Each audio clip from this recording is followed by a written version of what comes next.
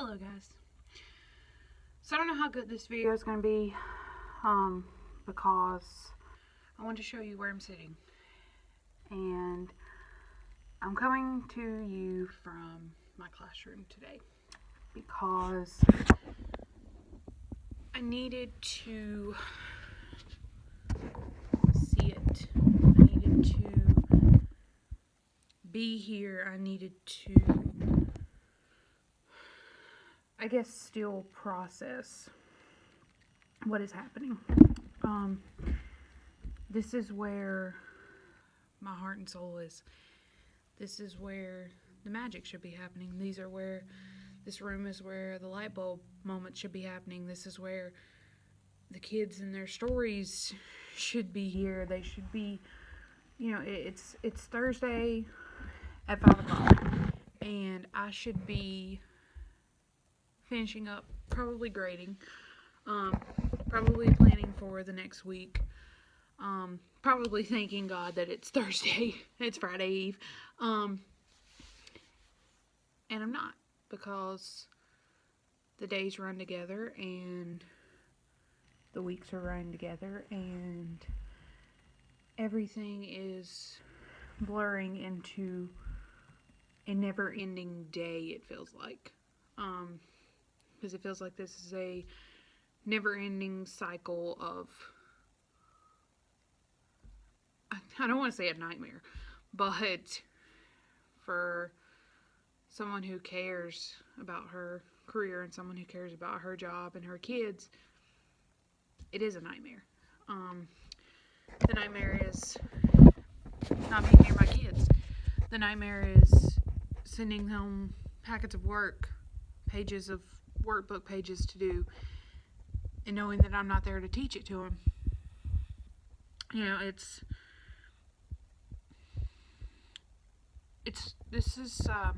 I've harped on it, and other teachers have harped on it. I know some of you that aren't teachers or are not affected as much are probably like, please, teachers, stop. But you have to understand that this is our livelihood. This is, we're still getting paid. We're still, we're able to do Google Meets. We can do Zoom. The kids can watch YouTube videos we record. It's not the same. Me reading to a screen, even talking to them, is not the same as reading a book to a child. Reading a book to 20 little lives who love you, look up to you, and are just inspired by you talking. You reading that book inspires them to go to the library the next week and get the sequel of that book, or a book by the same author, or whatever it is. And this is it's like you're going along and you're living your life, and we all get into a rut. I feel like I'm rambling, but I'm trying to get everything into a cycle here, into a circle. I think we all get into a rut. I'll be the first one to admit that there's some days that, getting out of bed is hard. Some days coming to work is hard. Some days doing what I do is hard. You have a bad day. Your kids are not getting something that you thought they were. Their behavior is crazy. As a whole, they're not comprehending. They're looking at you like, you're crazy. And then there's days where you're like, man, I don't think I can do this anymore. I don't think I can do this. I don't think I can be a teacher. And I've had those moments. And I think any teacher has. And I've had these moments this year, as much as I hate to admit it. And now it's like, you have those moments, but you still get up out of the bed, even though it's a struggle. But you still get up out of the bed and you still show up. Because at the end of the day, it doesn't matter what's going on with you. It matters how you treat them. It matters how much you love them. It matters, that you're there for them. And this has all pulled the rug out from under everyone's feet.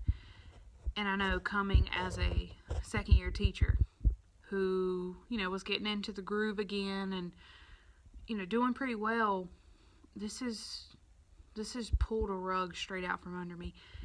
It's made me realize how much of life you take for granted. almost every week or weekend, me and my friend James would go to eat.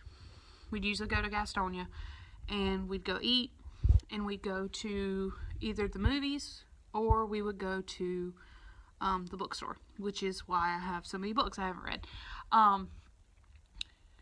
But I didn't realize how much I took for granted that we would always go. You know, Saturday night or Sunday after church, we would go, we would eat, we would spend time together, we would talk about, you know, our weeks, we would talk about how teaching's going, we would talk about our struggles, our good and bad, and then we'd go watch a movie and just sit there and goof off and eat popcorn, or we would go and go to a bookstore and we would just browse for like an hour, just looking at all the different books and looking at all the things. I didn't realize how much I took it for granted that I could just go into a bookstore and browse. Yeah, I can go online and I can still buy books. You know, I bought some more kids' books the other day. You know, I can buy books for me, but it's not the same as walking into a bookstore, picking a book up off a shelf, and for me, smelling the book, because that's just who I am as a person. But that feel of just the satisfaction of going into a bookstore. And, you know, those of you that paint or write or whatever it is that you do, you know, that it's been ripped away from you, and your life is impacted some way. In some way this has impacted your life, and we may not ever go back to normal again. You know, normal is subjective. Normal is, you know, everyone's normal is different, but we really may not go back to normal again. This could be a new normal. This may be changing a little bit. It might not be as severe, but this could be a different normal. And I've taken a lot of things for granted. I stay with my boyfriend usually during the week, and because he's very close to the school. So on the weekends I would go home to see my parents and my grandma. I took that for granted because, you know, I guess we all take people for granted sometimes because, you know, we just kind of forget that, you know, life could change in an instant, and it has. You know, and I think we're all guilty of taking things for granted. I think we're all guilty of taking people for granted, just knowing that they're going to be there. But it's almost, I have been home since all this started, but it's almost kind of, I'm worried too, because, you know, my grandma's older. I could easily bring it into her, and if my body fights it off, I'll be fine. You know, and Mark's still working, and he's going out, you know, around people every single day, and then he comes home, he could easily bring it to me, and I could easily transfer it to my grandma. So, you know, seeing her this weekend, I was almost like afraid to go around her. I was afraid to be near, because I thought, you know, I couldn't live with myself if I gave it to her. And then my dad's at risk. My mom's at a higher risk than even my dad. So it's like, I can't even really, I can, but you know, it's better not to be around them. And that's hard because I'm a very big family person. And, you know, I've taken it for granted that I could go home all these weekends, and now it's like, I kind of feel like I shouldn't go home. You know, we still talk. I text my mom, I text my dad, you know, I call my grandma sometimes, but, you know, maybe this is God's way of reminding us that, you know, sometimes we need to slow down. And I think he does that in subtle ways, and then I think sometimes he does it in big ways, like he's doing right now. And I think this is a kind of a reminder to everyone that maybe we should all not take things for granted anymore. I mean, I miss work. I miss coming to work, as tiring as it is and stressful as it is, and, you know, as annoying as it is sometimes. I miss coming to work. I miss being around my coworkers. I miss walking down the hallway and talking to people and asking them how they're doing. And, you know, you just always have somebody to check on you. And it's like, it's just me and my boyfriend. And, you know, that's fine. I mean, I have no problem with that. He's great. He always checks on me and stuff. And, you know, we still go out and get takeout and stuff. But it's not the same. You know, that social interaction has been ripped away. From, yeah, we can text, we can Zoom call, which we've done, but it's not the same. It's not the same as going face to face with somebody. And then, you know, I can't imagine how these kids are. This is their social life. It's school. that's it. They don't go and drive around with their friends. They don't go and eat with their friends. This is their social life. You know, I just feel like maybe this is a slap in the face that God is like, hey, maybe you shouldn't take things for granted.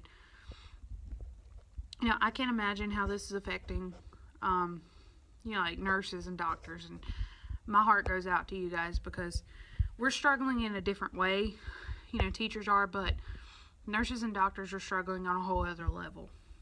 And I pray for you guys. I really do.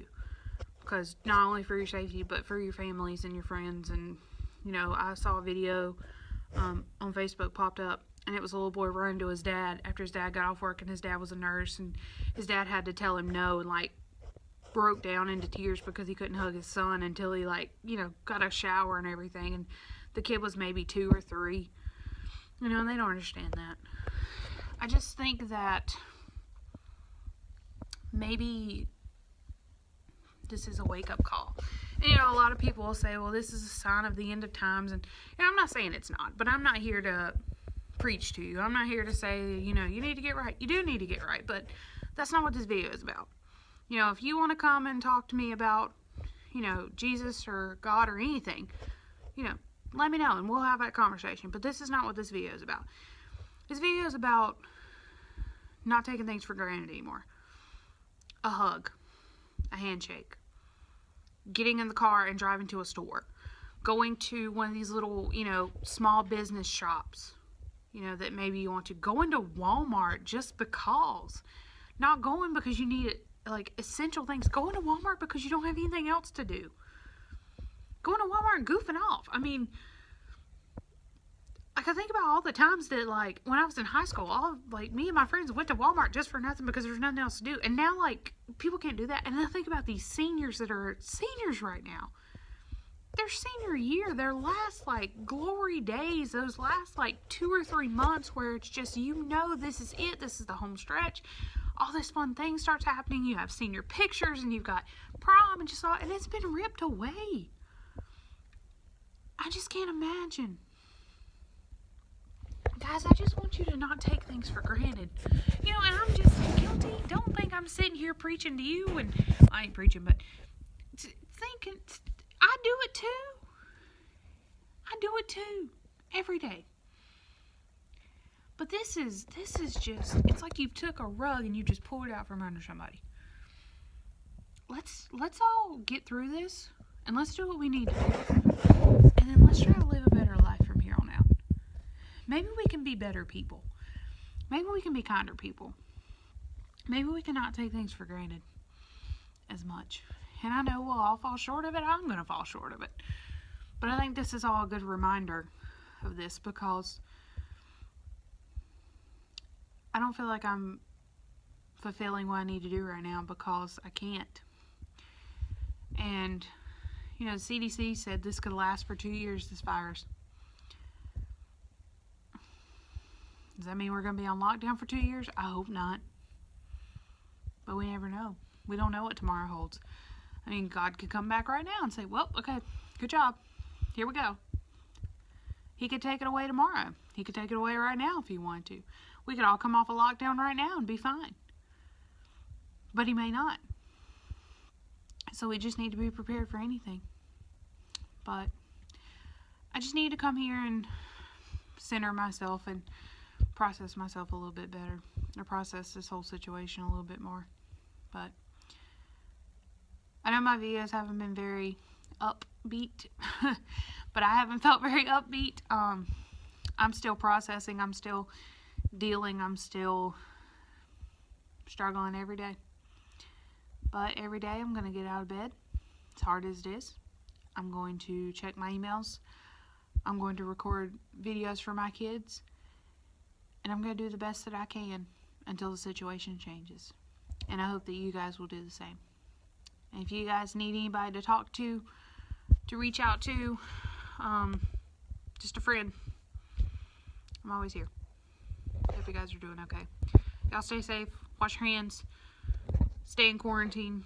Stay in the house, which clearly I'm not. But there's nobody else at the school. So I'll make sure to, and touch my face. I'll make sure to wash my hands, but you guys stay safe out there. Love you guys.